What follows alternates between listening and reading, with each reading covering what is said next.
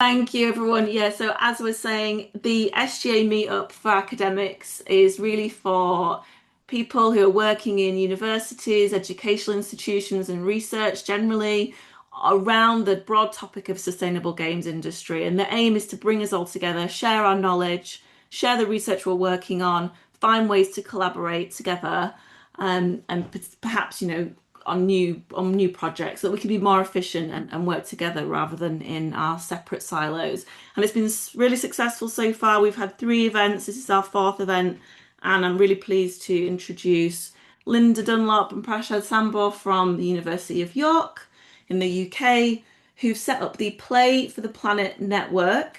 Not to be confused with Playing for the Planet. No, we've got a couple of people who are involved in that here, and they're going to talk about their network and the research they've been working on at York here in the UK. So I'm going to hand over to Linda and Prashad now. Thank you very much.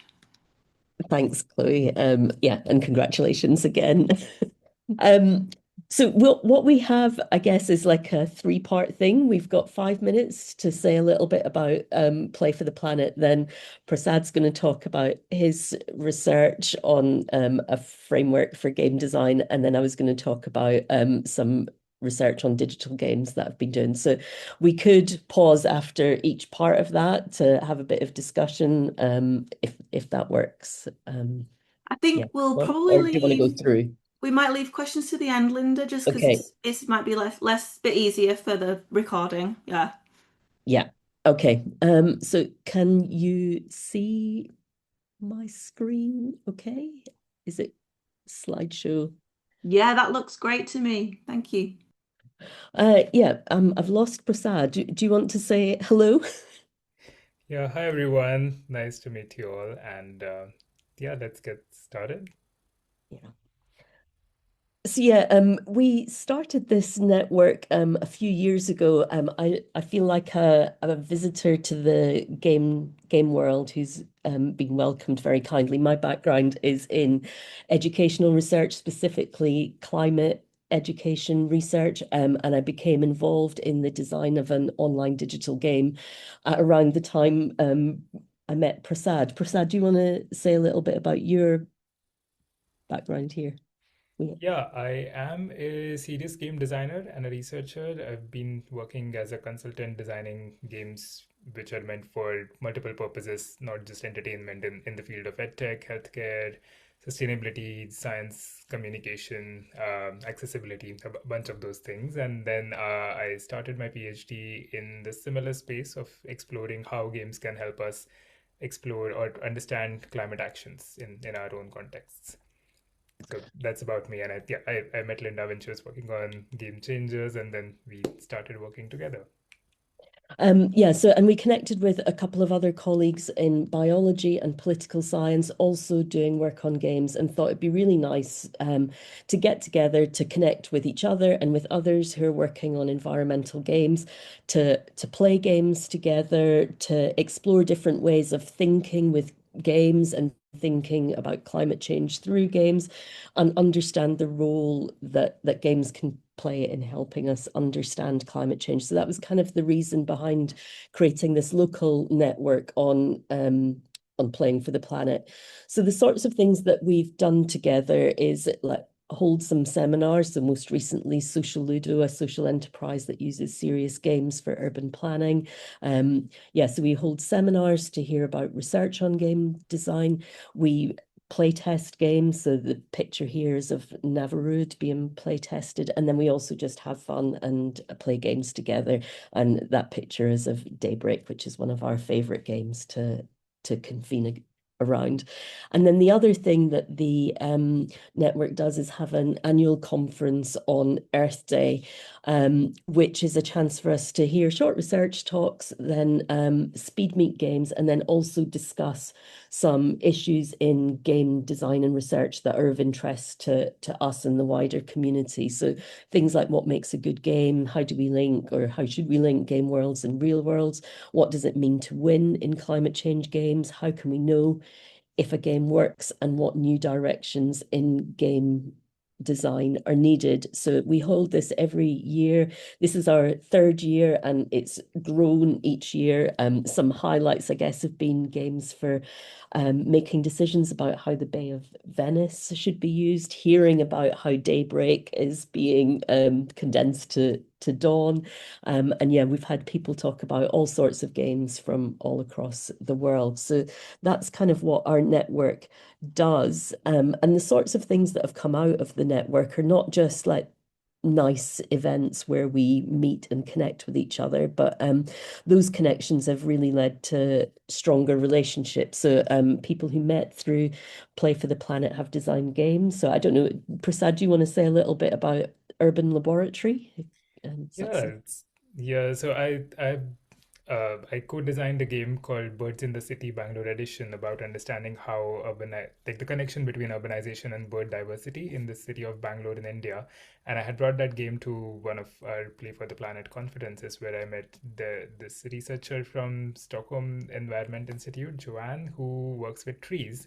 And she said that can we have a game like this about trees? And then we came up with this game, Urban Laboratory York, and it's a game which is meant for understanding and exploring how urban treescape can be developed. So you play as one of the key stakeholders, like an urban planner or a climate activist or an ecologist, and each one of these players have their own agendas about how an urban treescape should look like, and then they're collaborating at the same time competing to put together different kinds of trees in the city and see how they can grow and how the urban treescape can give us different kinds of benefits.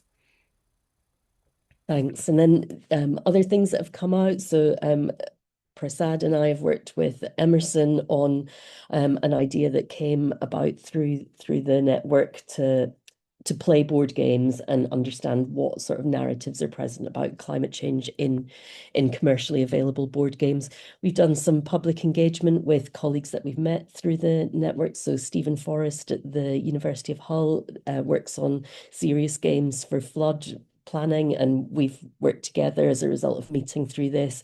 And then we also have a fellowship, a postdoctoral fellowship that's been made available through members of the network, so to do further research on games for a good Anthropocene. And then this year we'll be working with Grassroots Journal of Political Ecology to create a collective zine that kind of draws on some of the ideas and insights that are discussed at the conference for a broader audience. Yeah, so the things that are coming up through the network are Play for the Planet 3. It has a kind of Die Hard theme. I don't know if we're going to stop when we reach the number of Die Hard films that have been made. So yeah, we have that coming up in April this year. And then Time to Land, we're hosting Nausicaa, who are based in Poland, to do their day-long simulation game. Yeah, so it's a very hyper local thing. Most of the work that we do is face to face. We do very little online, but it's a great network of people from across the world who are doing interesting things on environmental games. So yeah, shall I pass over to you, Prasad, to talk now? Yeah, I'll mute. You just tell me when to change. cool. Thank you. Yeah, so like Linda said in the beginning, we have three parts of this session. So the first part was just introduction to our network. Now I will present one of my projects, research projects, and then Linda will present another project to give you a glimpse of what kind of work we've been doing associated with the network. So the work that I'm presenting here is my PhD research, and as a part of it, I've been looking at how we can design games, particularly role-playing games, that can help people who play these games think through their climate actions. And by thinking through, I mean understanding what their own context is, and then within that context, what kind of actions they can take. So I started this. Yeah. So before I get into that, like initially I didn't. I did say that I'm a serious game designer, but and I've worked across lots of topics and areas. But in the recent past, I have been working in these three key areas.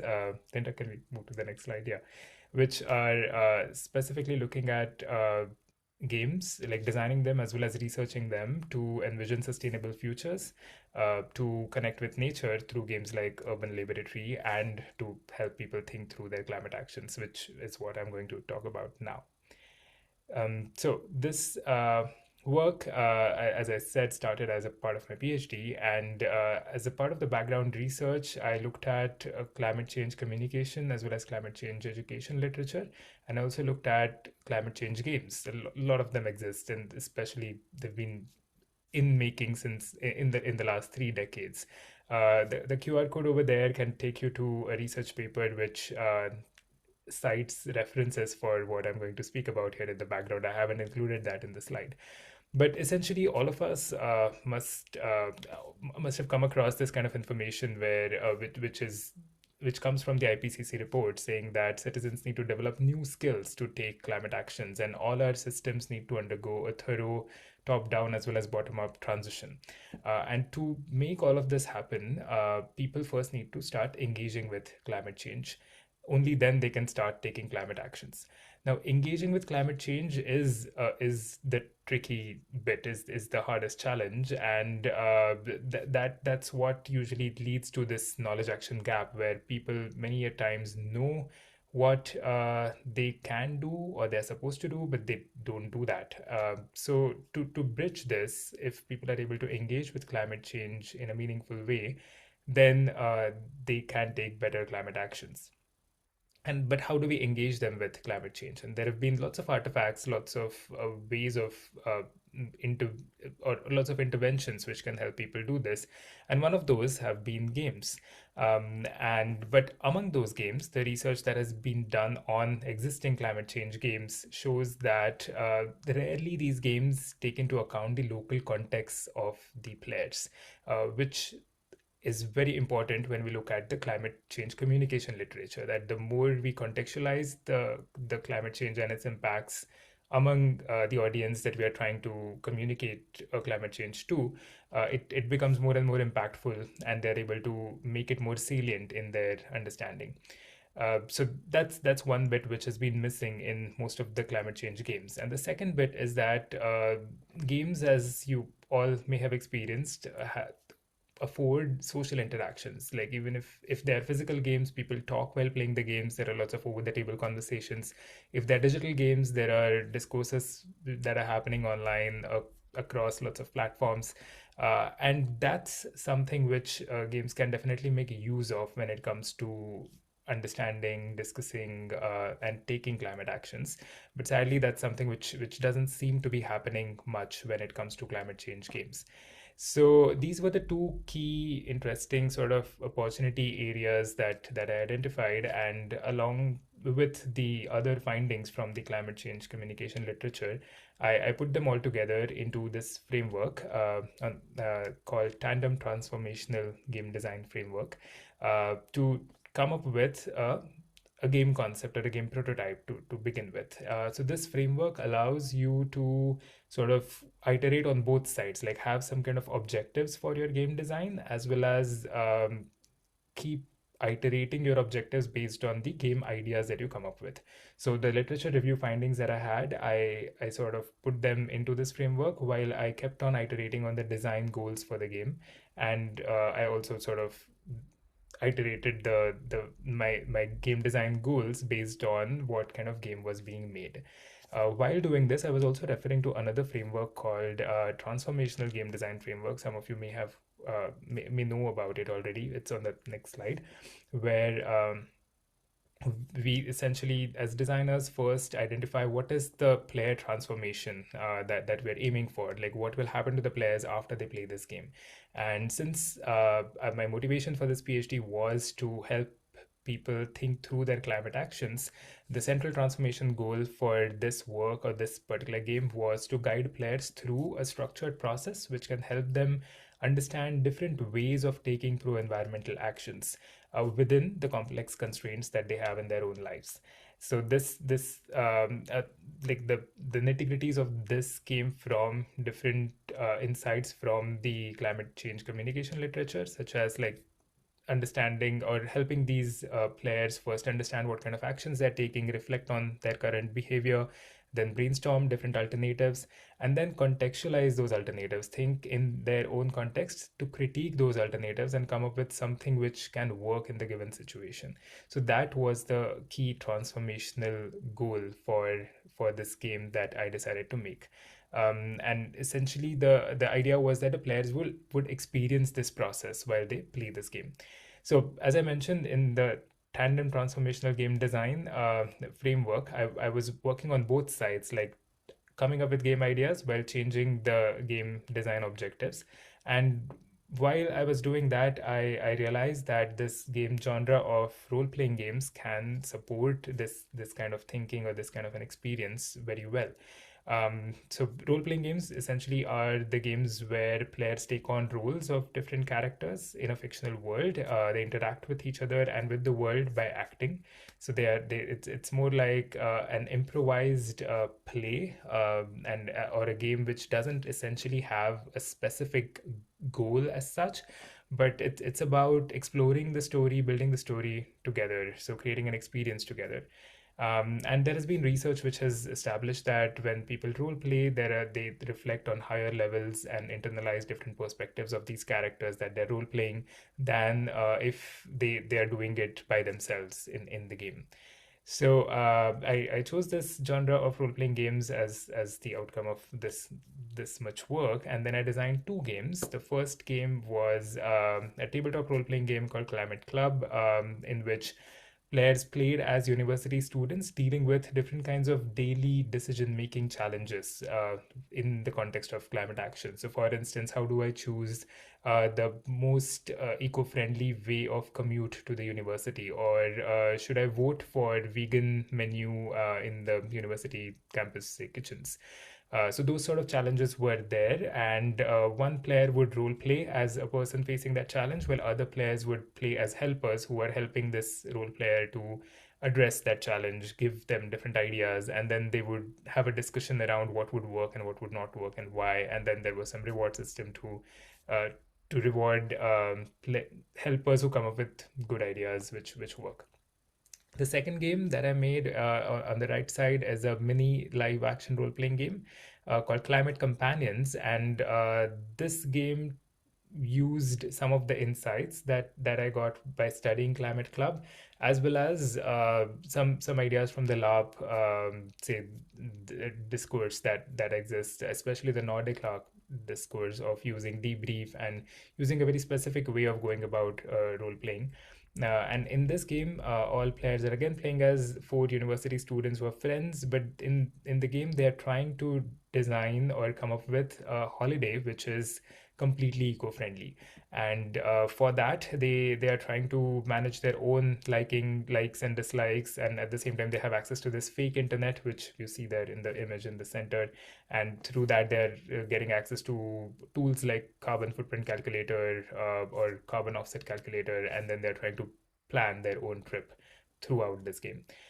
So both these games I studied in an exploratory manner. Linda, can we go to the next slide? Yeah, so I played them at different venues, and I also hosted very specific kind of research sessions with the university students here in York as well as in Leeds and Sheffield. So putting it together as research study, can we move to the next slide?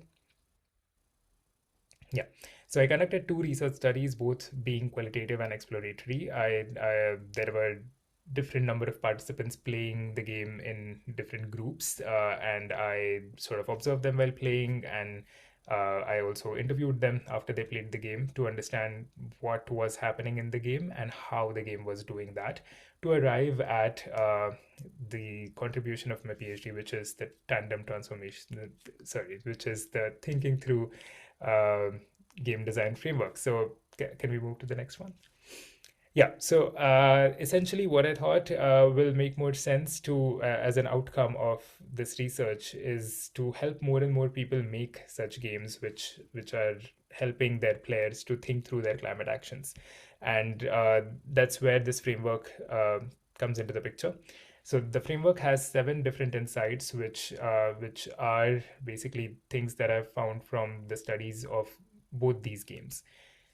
So I'll walk you through them one by one, but we don't have a lot of time, so I won't get into the details. But this QR code takes you to the work in progress format of this framework, which is essentially a Google Doc right now. But you can also look there while I talk about each of the insights to get into the details.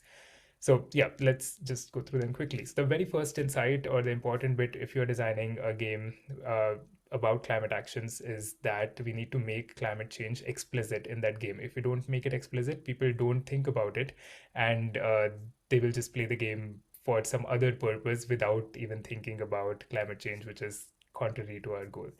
The second insight is that playing in groups helps a lot because it creates a kind of a support system or a peer group where people can share their experiences, confusions, challenges, at the same time, some ideas together, and they feel to be a part of a community who's trying to deal with this bigger challenge.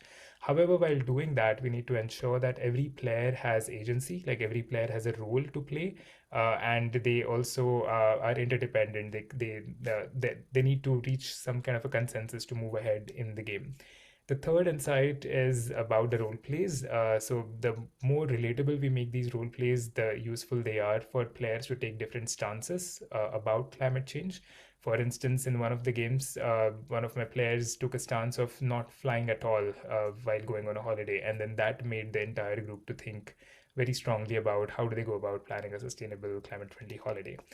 That another insight here is about focusing on problem solving. So if we can design a game around problem solving as the core challenge, players focus on that in so that that time becomes like a dedicated session for addressing this particular challenge, and they don't digress from that into conversations which are very typical when it comes to climate change, that which are like nothing is going to happen or certain things need to change, we can't really do much. So those kind of conversations don't arise if the game focuses on problem solving.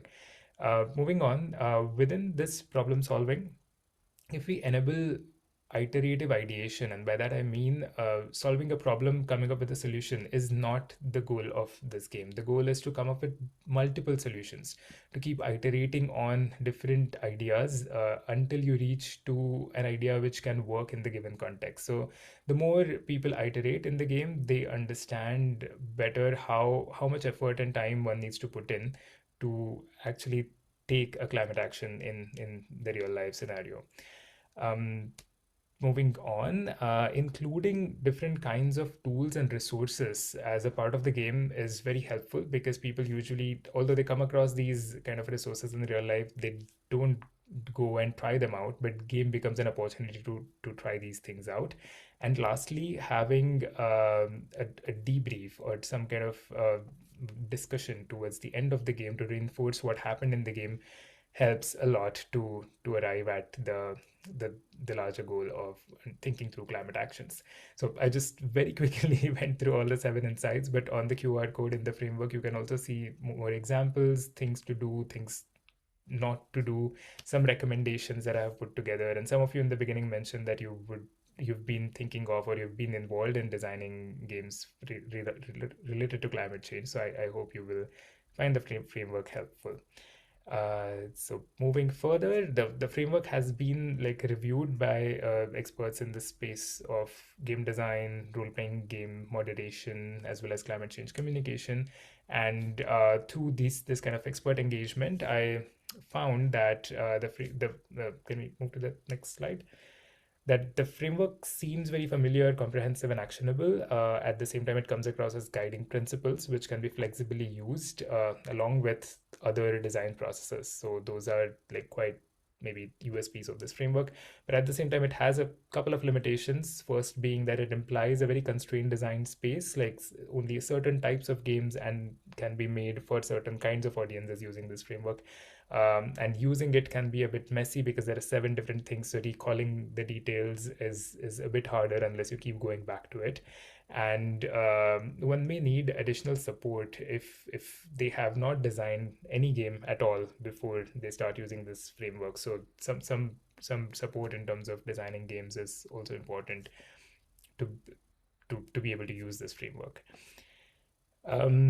That's about it. So a very quick run through of what thinking through the game design framework is. So I think we're doing questions at the end. So if you, by the time, if you get a chance to go through the framework, let me know if you have any questions or if you would like to use it in your own practice. But yeah, passing it over to Linda for our second project. Thanks. And I'll try to whiz through this so that we have some time to discuss anything at the end. So I thought I'd say a little bit about my role in game design, a very minor role on a choose our own adventure online narrative climate change game. So I came to this through Megaverse, which consisted at that time of John Ingle and Ben Carlin, who were interested in working with a researcher to ensure that a game that they were designing was informed by research on climate change, but also climate change communication. So they were producing this game. It was funded by UK Research and Innovation, so our government research agency. And their concept was to converge theatre, film, and gaming in an immersive way where players decided the outcome of the story. So my role was to make sure that research was integrated at three key points. So the first was in initiation. So doing a literature review of climate change and climate change communication to inform the design of the game. Through the development of the story, so through some phenomenological research with climate action or climate activists to inform to make sure that the story was informed by relatable experiences that climate activists have. And then finally, to understand how the game was facilitating or not climate change communication. So the ways in which the research was used, then this is like some images of the game world. We can see that fossil fuel interests were represented because that was a very core part of the story was our dependence on fossil fuel and the tactics that industry used to obscure climate action or obscure the responsibility. We had some impacts, so set in the near future. This is Hull or a northern city in the near future that was experiencing flooding. And then we also had some positive things that are on the agenda at the moment. So spongy cities, we can see planting across the city in the story, and renewable energy. So we have charging points throughout the game world that the players were moving through. Yeah, so a little bit then on the development research. We interviewed or held focus groups with 26 climate actors. And I think some of the key things that came from that research that you can see through the story in the game were around the intentionality of the climate action that people were taking, like knowing the consequences and accepting those of their climate actions. The way in which they had to separate from social norms and previous identities. So that was played out amongst our participants with tensions between friends and family and kind of a sadness of having to leave that behind, offset, I guess, by creating new norms. So in this story, that was maybe seen through the solidarity with others in this Green View Rising that were the focus of the story, and community building. So we conducted this research, shared it with the script writer and the production team, and then throughout the development of the script, we were able to comment on where climate action and climate activism was appearing on the script. So yeah, I guess the research is one of the many ingredients in the creative soup that went into the design of the game. And then the final way in which we used research was to understand what players talked about during gameplay. So we observed comments in the chat. So we observed gameplay, looked at the comments in the chat, did a qualitative content analysis, and then asked players afterwards what they thought. The findings were that players mainly didn't talk about climate change, which wasn't a bad thing. Like we were happy to see like jokes and social chat. But what we focused on in the analysis is when they were talking about climate change and what the conversation was like. So I'll do these really, really quickly. So the four ways in which climate change appeared in conversations was where it was integrated into stories, characters, or representations, where there was opportunities to interact, so where they were prompted or had to participate in polls, Where there was innovation that was relevant, so through the game world, the avatars and the technology, because players could toggle between the kind of game view and then the studio view because it was live acted in during play. So that sort of innovation was another prompt for climate conversations.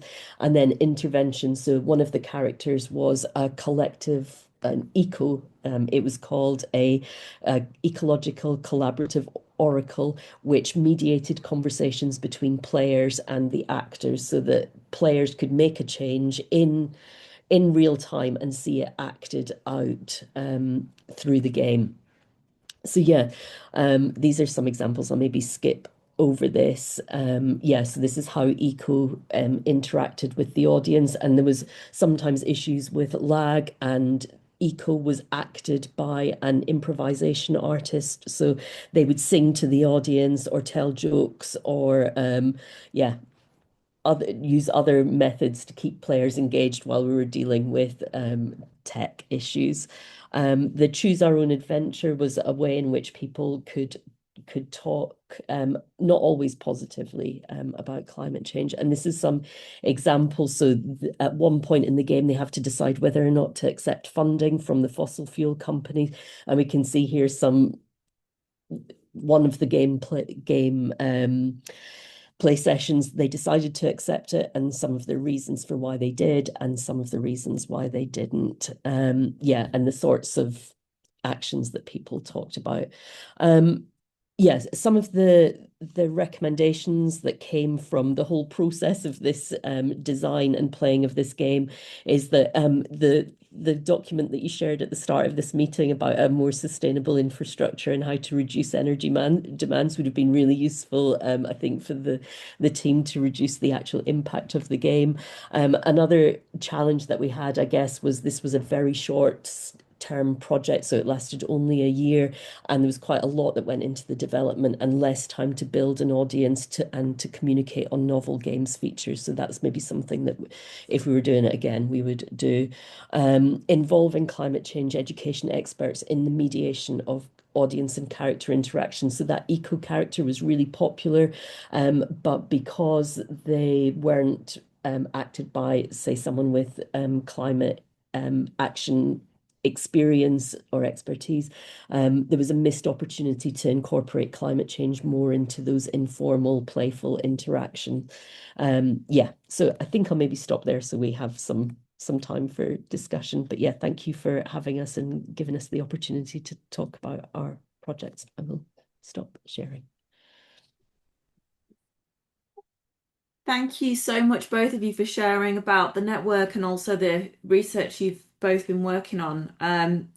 And it's obviously you're working collectively on the kind of ways in which games can foster climate action, help with climate education, help in those spaces where we sort of know anecdotally that games can do this good work, but there's a kind of paucity of like evidence, empirical evidence about how it can do this work and how to improve the sort of work that it can do. So it's really good to hear about those projects. Before I ask questions, have we got any questions from people in the audience for Prasad and Linda about what they've spoken about today? You can feel free to type in the chat if there's something you'd like to say, but I'm happy to read things out.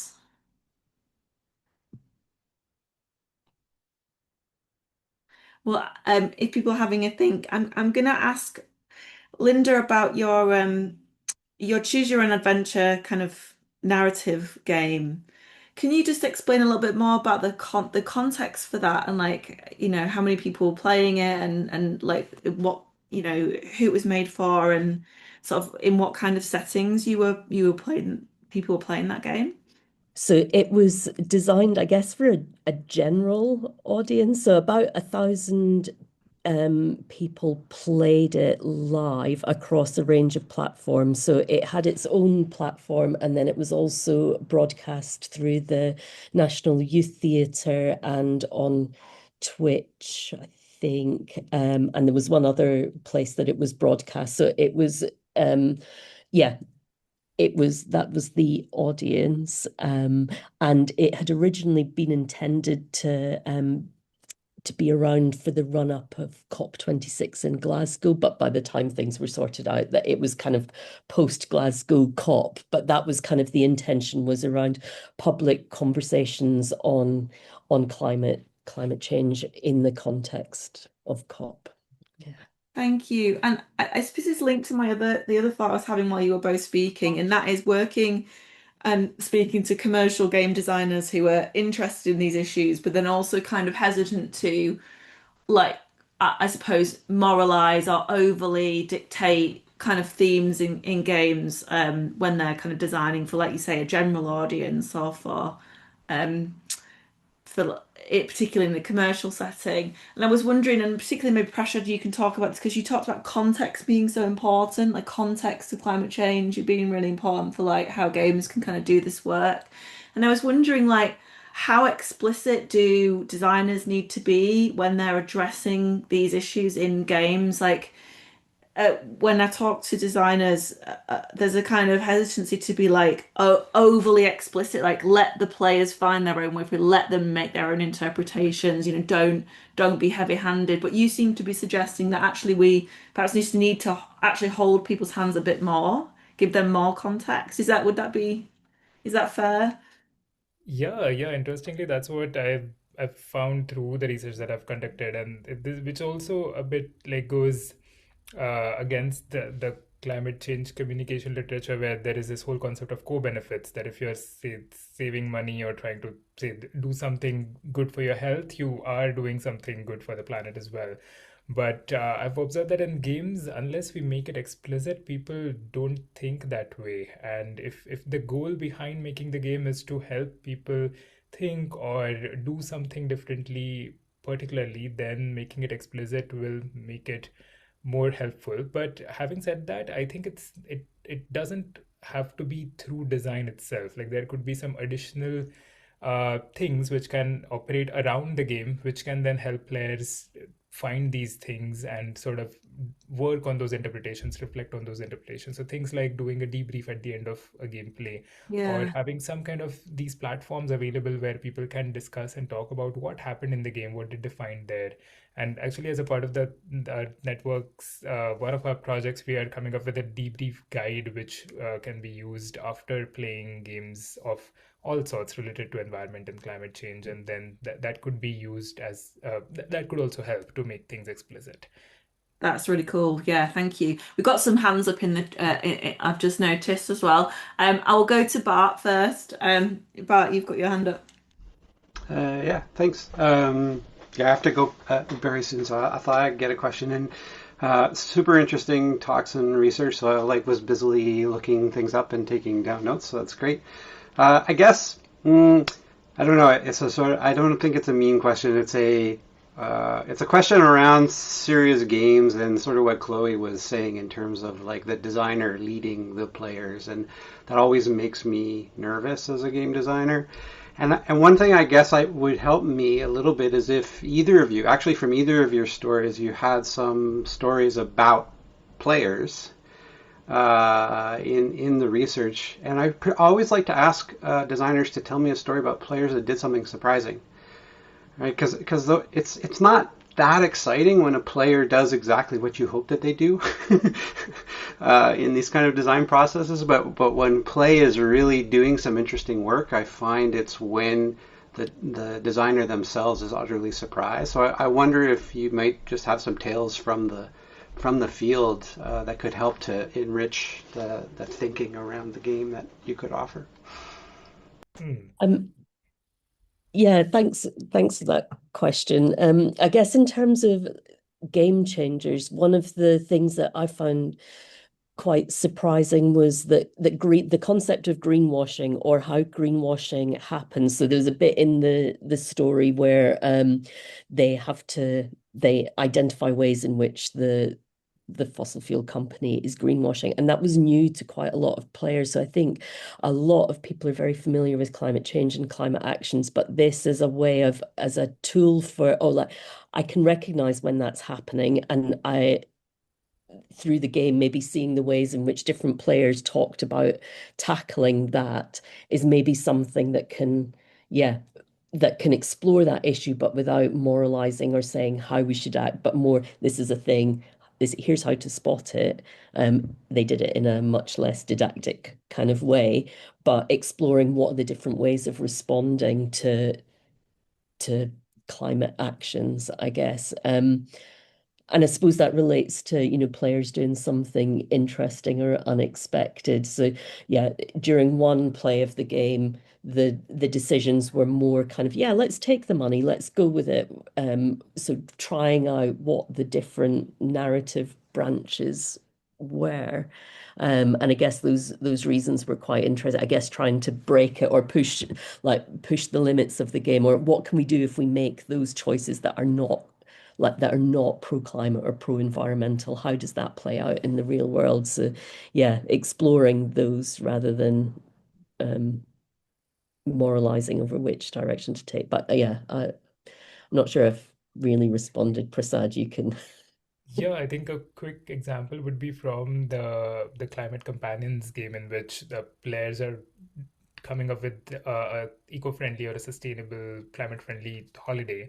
And in that, I had this curated fake internet, and one of the pages in that internet was about how did the concept of carbon footprint came along, and is it like there was some discussion and debate over where it puts onus on the consumers, is it a good idea to use it or not, but at the same time that internet also included a carbon footprint calculator, and I was expecting that at least in one of the groups players would take on to that point and they will discuss this, but none of the players across like these 5 or 6 sessions that I did talked about that. And the reason was that the game was about solving this challenge of coming up with a holiday idea and while dealing with lots of other challenges. And while talking to players later on, I realized that none of them wanted to digress from that to get into this kind of a discussion of what makes sense and what doesn't, or what is actually useful to use, what is ethically correct, etc. They also were a bit like concerned about the decorum of the situation. They were playing a game and they didn't want to come across as like a person who's teaching others or is trying to be smarter than others or whatever. So those kind of concerns were shared. So I think this has both pros and cons. One, that we'd lost that opportunity of talking about that topic in the game, but at the same time, it also made people focus on that topic. Otherwise, like if it would have just been a discussion, we would have ended up just talking about things and maybe not come up with an idea or a solution which still works. So yeah, that's something unexpected that happened in those games. Thank you for that, for those answers. We've probably got time for one more question. I will ABS, you're listed on this as your name on the screen. I don't know how to Uh, address you. Hi. Abs, hi, you can say ABS or Abs. Hi, I've been here before. Welcome back. I missed out on the intro. Sorry. I make games and immersive experiences. I'm based in Edinburgh. This has been really interesting. Thanks. I'm working on a mega game based on themes of resistance and rebellion, and a bunch of other stuff like the active union between Scotland and England, etc., stuff like that. Have you found that you've been able to teach real life strategies effectively, like as part of the game design, that people have taken away strategies they could use in real life, to, I don't know, make a positive change, that sort of thing? Yeah, interestingly. So the idea behind making these games was to help people experience a way of thinking in wherein you bring climate change to a certain level of importance or salience when you're doing decision making. So and yeah, so we also had this kind of a post-study survey which we sent out to players after 3 or 4 weeks after they had played the game, and a lot of them responded saying that they have tried out vegan food and now they think about what mode of transports they want to choose or what kind of holiday they want to go on. So yeah, there was some kind of a transfer that we observed with respect to thinking about things after playing this kind of a game. Okay. Thanks Yeah, very much. That's really interesting. I'd love to connect with anyone. I'll put my details in the chat. I'm really interested to talk to people about in the game I'm making. So thanks for that. Cheers. yeah, definitely. I would also love to hear about your mega Yeah. game. Yeah. Yeah, we're certainly in the Manchester Game Centre would be interested to hear about that. So I'll maybe contact you. Patrick, we've probably got time for your question. I don't want to leave you out, so go for it. Okay, I'll try to make it short. Yeah, a while ago, I tried to design a LARP for master students to play around climate actors. So where they would be playing the game industry actors, so like they could be a studio, an indie studio, a big one. They could be an owner of a console or something like that. And I want them to really discover the complexities around how these different actors are in different ways also standing in the way of real systemic climate action, and figure these sort of things out. And that didn't really work so well because I think it was too complex, and maybe because I didn't dare to push them as much into, okay, so you need to figure this out here. But the goal was to really get them to think about the difficult questions. That it sounds like, Prasad, you tried to sort of step out here a little bit. So based on your answer just now, like uh, if you already give them the goal of think about climate change, there's probably a fairly big societal or like social desirability bias introduced by that because you as a designer tell them what to do, and then they still skip out of the possibility, even though your design affords it, to ask the more difficult questions. Doesn't that sort of inspire you to go, okay, so now I want to figure out if I can get them to talk about in a meaningful way greenwashing or problems that come up with that? Because I think that would really be highlighting that there is a goal that you need to go for that is beyond just the insular, individualized action towards something else that really sort of uses the collective element of games here. So, do you have plans for that? Because I think that's what would be interesting. Yeah, I mean, a great question. And I think in this particular research project, the idea was to just make games how can they help people to experience that kind of a thinking process, and then what comes out. So let's just see what do they do. And yeah, this definitely is one of the highlights to think about, that how do we, like, is that one of the game design objectives, that we do want people to bring up these kind of dilemmas and then specifically tackle them as a part of this group? If yes, then maybe that needs to be the agenda from the get-go of the design process itself. And secondly, like I earlier also mentioned, using some methods like debrief or some sort of reflection practices on what happened in the game and what you maybe players wanted to do but they didn't do, and then that can take things forward from the game. So maybe that could be another way to deal with that as well. So I think, yeah, I'm thinking on both these tracks, addressing that particular, yeah, outcome or insight. Right. Well, we're at 1 p.m., 12 p.m., wherever you are in the world. Maybe it's a different time for you. Thank you for joining us for the session today, and thank you again to Linda and Prasad from York, sharing their really fascinating research. The network is it's live, it's active. Keep checking us out on the SGA's LinkedIn for information about the next academic meetup, but also for the other meetups that are happening around sustainable games. There's all sorts of things happening around energy efficiency, carbon accounting, green comms, how to avoid greenwashing. The SGA are kind of active in loads of areas, and a lot of it very industry facing, but I think very important for academics and researchers to be involved in those conversations and to understand them from a developer point of view. So please do check us out on our website and on LinkedIn and come along to any of those meetups. Would be great to see you there. And we'll see you hopefully in May for our 5th academic meetup, details to be put out soon. So thank you very much.